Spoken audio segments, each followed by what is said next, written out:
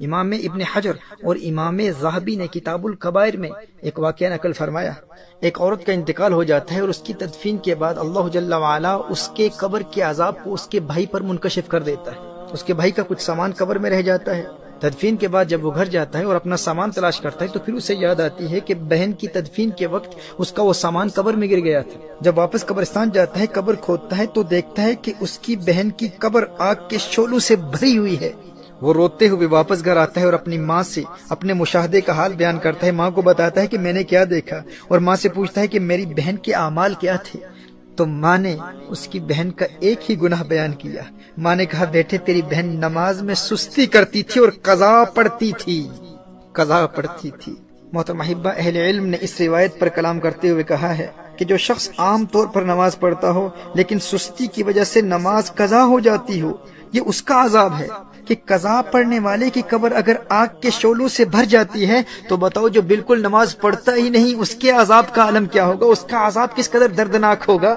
میرے دوستو، جو ایک نماز بھی بغیر عذر شرعی کے قضا کرتا ہے اس کا جرم زانی سے بڑا ہے، قتل کرنے والے سے بڑا ہے، چوری سے بڑا ہے، ڈکیتی سے بڑا ہے، رشوت سے بڑا ہے۔ جو نماز میں سستی کرتا ہے، اپنے وقت پر ادا نہیں کرتا، قرآن کریم کی اس آیہ مبارکہ کی روشنی میں یلقون غیا، جو نماز میں سستی کرتا ہے، نماز اپنے وقت پر ادا نہیں کرتا، اسے جہنم کی گہری وادی جس کا نام غی ہے اس میں عذاب دیا جائے گا۔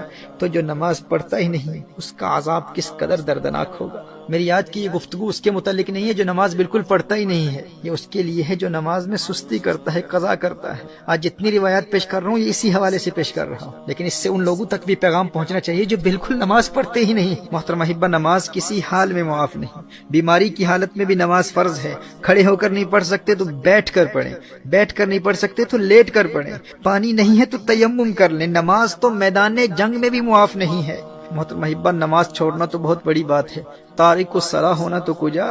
ہمارے اسلاف تو اس تصور سے بھی ڈرتے تھے کہ کہیں نماز میں سستی کرنے والوں میں ان کا نام نہ لکھا جائے یا نماز ضائع کرنے والوں میں ان کا شمار نہ ہو جائے۔ حضرت عبداللہ ابن عباس رضی اللہ تعالیٰ عنہما کی آنکھ میں پانی اتر آیا۔ لوگوں نے عرض کیا کہ اس کا علاج تو ہو سکتا ہے لیکن چند نمازیں قضا ہو جائیں گی۔ آپ نے فرمایا یہ نہیں ہو سکتا، میں نے نبی کریم صلی اللہ علیہ وآلہ وسلم سے سنا ہے کہ جو شخص نماز نہ پڑھے وہ اللہ جل وعلا کے یہاں ایسی حالت میں حاضر ہوگا کہ اللہ جل وعلا اس سے ناراض ہوگا۔ اللہ اکبر! کہا کہیں میرا اللہ ناراض نہ ہو جائے۔ حدیث شریف میں آتا ہے نا کہ من لقی اللہ وہو مودع للصلاۃ، جو اللہ جل وعلا سے یوں ملاقات کرے کہ وہ نماز کو ضائع کرنے والا ہو تو اللہ جل وعلا اس کی کسی نیکی کی پرواہ نہیں کرتا۔ وہ خود کو نیکوکار سمجھے گا کہ میری اور تو بہت نیکیاں ہیں، ٹھیک ہے میری نماز قضا ہو گئی تھی لیکن میں نیک تو ہوں، میں صدقات دیتا ہوں، میں نے مسجدیں بنائی ہیں، میں خدمت خلق بجا لاتا ہوں، میرے اخلاق اچھے ہیں، یعنی اس کی اور بے شمار نیکیاں ہوں گی۔ وہ روزے دار بھی ہوگا، اس نے حج بھی کیا ہوا ہوگا، وہ خدمت خلق بھی بجا لاتا ہوگا، صدقات بھی دیتا ہوگا۔ وہ کہے گا کہ میری اور بے شمار نیکیاں ہیں، میں ایک اچھا انسان ہوں، کبھی کسی پر ظلم نہیں کیا، میں نے کبھی کسی کو مارا نہیں ہے، میں نے کسی کو کوئی تکلیف نہیں پہنچائی۔ کہا کہ اگر وہ تارک الصلاح ہے، اگر اس کی نمازیں ضائع ہو جاتی ہیں، اگر وہ نمازیں قضا کرتا ہے تو اللہ جل وعلا کو قیامت کے روز اس کی کسی اور نیکی کی پرواہ نہیں ہوگی۔ یہ حضور اکرم صلی اللہ علیہ وسلم کی حدیث ہے۔ اور ایک حدیث شریف میں آتا ہے من ترک الصلاۃ لقی اللہ وہو علیہ غضبان۔ اللہ اکبر! کہا کہ جس نے نماز ترک کی قیامت کے روز وہ اللہ جل وعلا سے اس حال میں ملے گا کہ اللہ اس سے ناراض ہوگا اور اس سے اللہ کے غضب کا سامنا کرنا پڑے گا۔ محترم احبہ، نبی کریم صلی اللہ علیہ وآلہ وسلم نے ارشاد فرمایا کہ قیامت کے روز بندے سے سب سے پہلے اس کی نماز کے متعلق سوال ہوگا، اس سے پوچھا جائے گا نماز پڑھتا تھا کہ نہیں۔ اور ایک روایت میں ہے کہ وہ قیامت کے دن اس طرح آئے گا کہ اس کے چہرے پر 3 سطروں میں لکھا ہوگا۔ پہلی سطر میں لکھا ہوگا اے اللہ کے حق کو ضائع کرنے والے، اور دوسری سطر میں لکھا ہوگا اے اللہ کے غضب کے ساتھ مخصوص، اور تیسری سطر میں لکھا ہوگا کہ جس طرح تو نے دنیا میں اللہ کے حق کو ضائع کیا اسی طرح آج تو اللہ کی رحمت سے مایوس ہوگا، آج تو اللہ کی رحمت سے مایوس ہوگا۔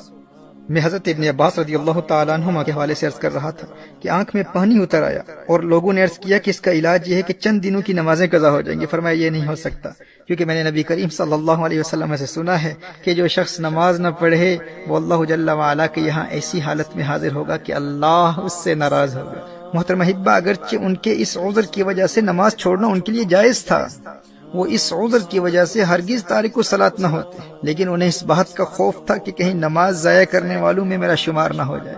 اور ایک روایت میں تو آیا ہے کہ انہیں کہا گیا کہ آپ کی نمازیں قضا نہیں ہوں گی، بس 5 دن زمین کے بجائے بلند لکڑی پر سجدہ کرنا ہوگا، یعنی زمین پر سجدہ نہیں کر پائیں گے، سجدہ کریں گے لیکن بلند لکڑی پر سجدہ کرنا ہوگا۔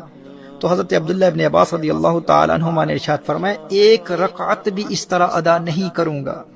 میرے دوست، جسے سجدے کی لذت مل جائے وہ کہتا ہے کہ بھائی بینائی جاتی ہے تو جاتی رہے، لیکن ایک سجدے کی لذت سے جو روشنی اور بینائی دل کی آنکھ کو ملتی ہے، اس کا مقابلہ و موازنہ ماتھے کی آنکھ کی روشنی سے کہاں کیا جا سکتا ہے؟ وہ ایک سجدہ جسے تو گراں سمجھتا ہے، 1000 سجدوں سے دیتا ہے آدمی کو نجات۔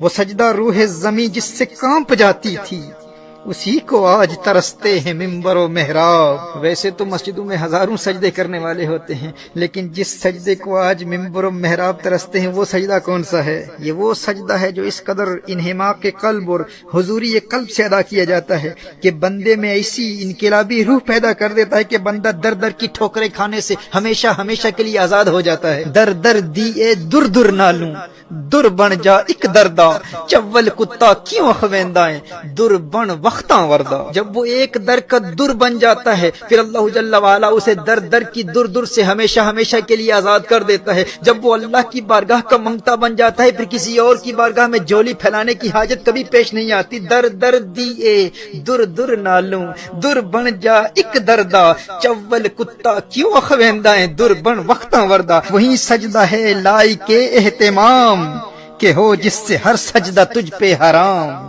وہی سجدہ ہے لائق اہتمام کہ ہو جس سے ہر سجدہ تجھ پہ حرام۔